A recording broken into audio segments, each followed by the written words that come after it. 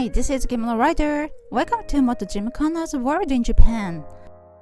This time, I want to introduce my racing vehicle. I hope this will be a kind of answer from Desert Ake1's question. Thank you for the comment. Okay, let's see how my motorcycle used to be. I've ridden my Honda since 2013. Let's take a look at how she used to be when genuine. That was white, looked big, long and heavy. Of course, how I ride is totally different, but my bike has been modified so many times to ride faster. Oh, by the way, please do not blame for my slow progress. I'm very ashamed of staying still in the intermediate. Look at the bottom of my video. I couldn't maneuver my bike and stopped. I used to be that bad. Actually, I have a spare genuine VTR. Today, I lined them up for the comparison. I've got a spare to take parts immediately whenever needed. My modification: Number 1. Front light. In my understanding, a lot of Gymkhana riders change the front light as it is heavy. I colored popular upgrades in blue boxes. Next, tank. You can see the big hole on the spares. It has a reason. I often fall off when I turn right because I get lodged my fingers by the tank and the handle.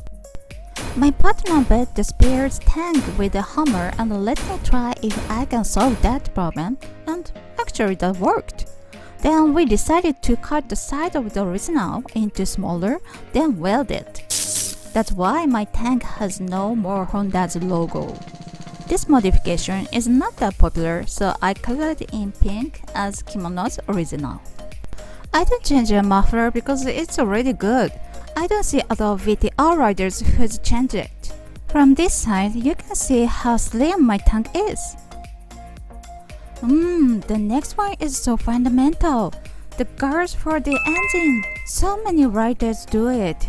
It also has a side effect. That is a secret why I can recover by myself after falling off.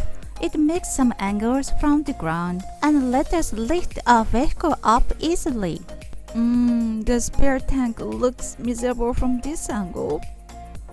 These are genuine meters and these are my current ones. As the genuines are heavy, I use the lighter digital ones. I guess not everyone does, but to change them are so popular. In addition, I put the thermometer for coolant water because I always ride in low gear. I always need to check temperature of the water for prevention from boiling. When it goes up 80 degrees Celsius, I turn on a fan to start cooling the water.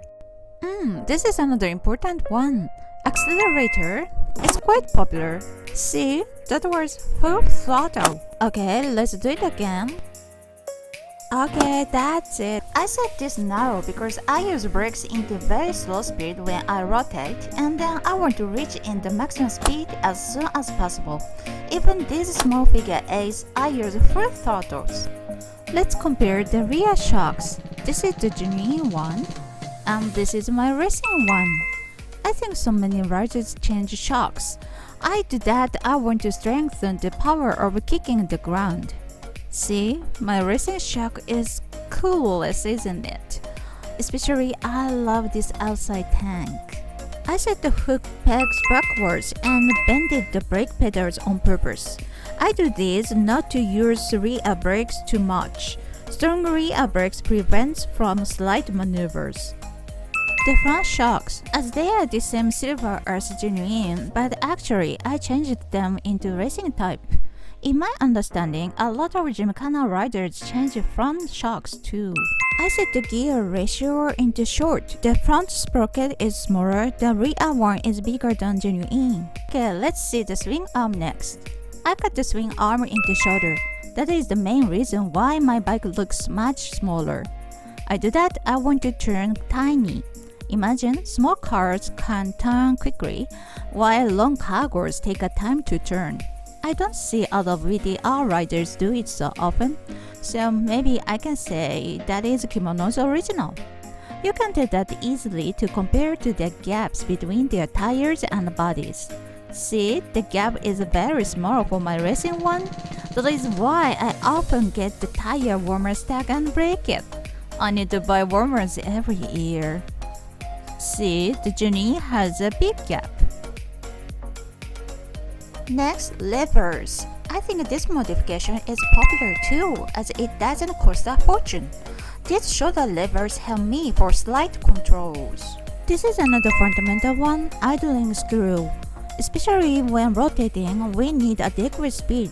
As I introduced on my previous video, my recent favorite is around 3,350, while Junie is around 1,500. This is the final one. Actually, I don't use it now, but as it's quite common and I'm gonna introduce it.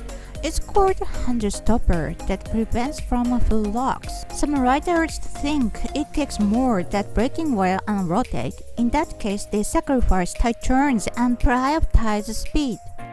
It's so easy to equip that. Just loosen the two bolts for the tank and then place it and tighten them again. Let's compare with and without the stopper. Both of the videos are fully locking. Left without the stopper, I can go deeper, while in right, I can't do that. However, I compared the result for both and my time is better without it, so I decided no stopper so far. Thank you so much for watching. If you find something interesting, please leave a message in English. See you soon. Bye bye bye.